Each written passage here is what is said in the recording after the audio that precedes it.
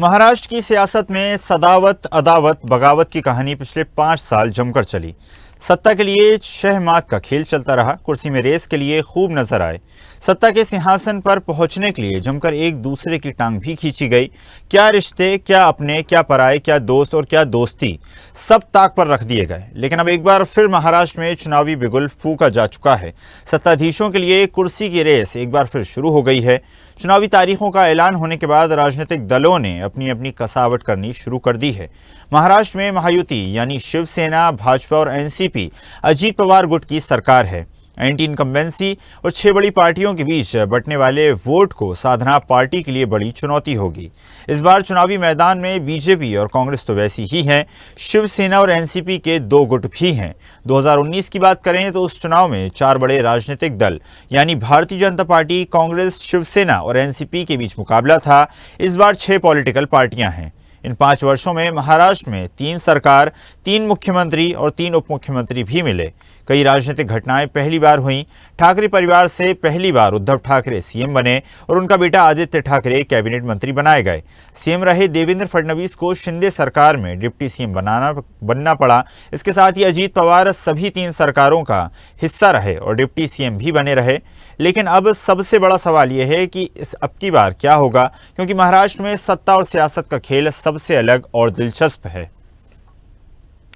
महाराष्ट्र में सत्ता और सियासत का खेल सबसे अलग है और दिलचस्प भी, क्योंकि इस बार यदि किसी दल या गठबंधन को बहुत नहीं मिला या कोई मतभेद हो गया तो राष्ट्रपति शासन की नौबत आ सकती है।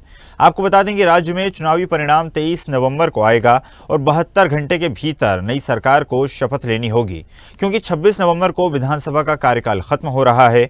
इसमें यदि महाराष्ट्र में विधानसभा चुनाव के नतीजों में किसी दल को पूर्ण बहुमत नहीं मिलता है या गठबंधन में तालमेल नहीं बैठ पाता है तो उस स्थिति में राष्ट्रपति का शासन लग सकता है। चलिए खबर पर अधिक चर्चा करेंगे। संदीप रणपिसे जी हमारे साथ जुड़ गए हैं ब्यूरो चीफ मुंबई से। संदीप, जिस तरह से हम जानते हैं महाराष्ट्र में तारीखों का ऐलान हो चुका है, प्रत्याशियों ने तैयारियां शुरू कर दी हैं, राजनीतिक दलों के बीच साफ तौर पर एक बड़ा मुकाबला महाराष्ट्र में देखा जा सकता है। जिस तरह से भारतीय जनता पार्टी ने जब सरकार बनाई थी, देवेंद्र फडणवीस को मुख्यमंत्री घोषित किया गया, लेकिन जिस तरह से तालमेल कहीं ना कहीं नहीं बैठ पाया, संगठन को भारतीय जनता पार्टी उतना मजबूत नहीं कर पाई और अगली सरकार जो बनी वो ठाकरे गुट की बनी, लेकिन फिर उसमें भी कहीं ना कहीं विवाद हुआ और उसके बाद शिंदे गुट अलग हुआ और उसके साथ मिलकर भारतीय जनता पार्टी ने सरकार बनाई। अब एक बड़ा सवाल यहां पर यह है कि अगला मुख्यमंत्री भी शिंदे गुट का ही होगा या फिर भारतीय जनता पार्टी का प्रमुख चेहरा होगा? जी बिल्कुल, अभी आज ही महायुति सरकार ने जो है वो अपना रिपोर्ट कार्ड जारी किया है। उस वक्त आज प्रेस कॉन्फ्रेंस दी गई। एकनाथ शिंदे मौजूद थे वहां पे, देवेंद्र फडणवीस मौजूद थे, अजित पवार मौजूद थे और केंद्रीय राज्य मंत्री जो रामदास आठवले भी मौजूद थे। अभी मुख्यमंत्री का चेहरा अभी तक महायुति ने क्लियर नहीं किया है। अभी ये भी बात सामने आई थी रात में, जो एक बार एक सभा में और एक मीटिंग में भी जो है केंद्रीय मंत्री अमित शाह जी ने शिंदे जी को जो है एक बोल दिया था कि आपको मुख्यमंत्री बनाने के लिए हमने हमारे साथी को जो है वो थोड़ा एक पैर पीछे लेने को बोला था। और इस समय अभी देखना पड़ेगा कि यह मुख्यमंत्री का चेहरा फिर से शिंदे बनता है या नहीं। जी बिल्कुल संदीप, जिस तरह से आपने बताया कि एक बड़ा सवाल है कि आखिर मुख्यमंत्री का चेहरा कौन होगा। एक बार फिर शिंदे ही मुख्यमंत्री होंगे।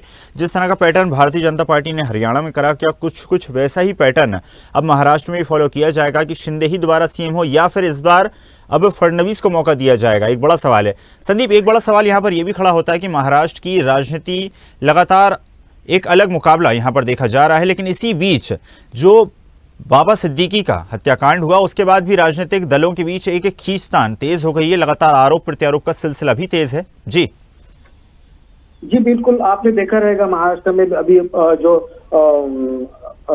लड़कियों का मामला हो, महिलाओं को मामला हो, खादी में बदलापुर का जो सिलसिला था, वो जो छोटी लड़की का जो रेप मामला हो, और दूसरी ओर जो है उसको एनकाउंटर मामला हो, और दूसरी ओर जो है अभी जो बाबा सिद्दीकी का मर्डर मामला हो, ये सब जो जिस तरीके से देखा जाए तो महागृह मंत्री जो है ये विफल महसूस हुए हैं महाराष्ट्र में और थोड़ा सा कमजोर महसूस हुए हैं। इसके चलते भी जो महाविकास आघाड़ी है, इस विषय को लेकर भी आगे चली है। और आपने अभी पूछा था मुझे कि मुख्यमंत्री को चेहरा जो है जो एकनाथ शिंदे रहेगा, क्योंकि कुछ दिनों पहले ही महागठबंधन का मुख्यमंत्री पद को लेकर एक बैठक हुई थी। केंद्रीय मंत्री अमित शाह विधानसभा चुनाव के मद्देनजर महाराष्ट्र नेताओं के साथ अहम बैठक कर रहे थे।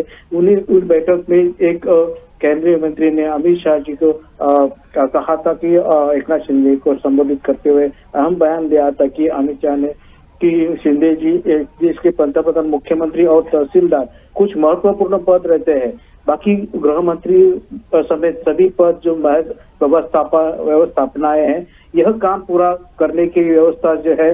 और मुख्यमंत्री पद दिया आपको, हमने मुख्यमंत्री पद दिया है। और इस दौरान कहा कि हमारे जवानों ने आपके मुख्यमंत्री पद के लिए बलिदान दिया है, तो बलिदान देना पड़ा है।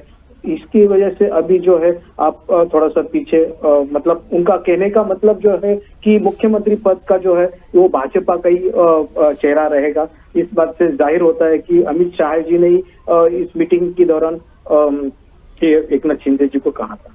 जी बिल्कुल संदीप, जिस तरह से आपने बताया कि महाराष्ट्र में इस वक्त काफ़ी मजबूत गठबंधन महायुति का है, लेकिन जिस तरह से काफ़ी सारी खबरें ये भी आई कि गठबंधन में भी आपस में कुछ नेताओं के बीच खींचतान मची हुई है। अब देखने वाली बात होगी कि ये गठबंधन कितना ज़्यादा कारगर साबित होता है। फिलहाल आपका धन्यवाद जुड़ने के लिए और जानकारी साझा करने के लिए।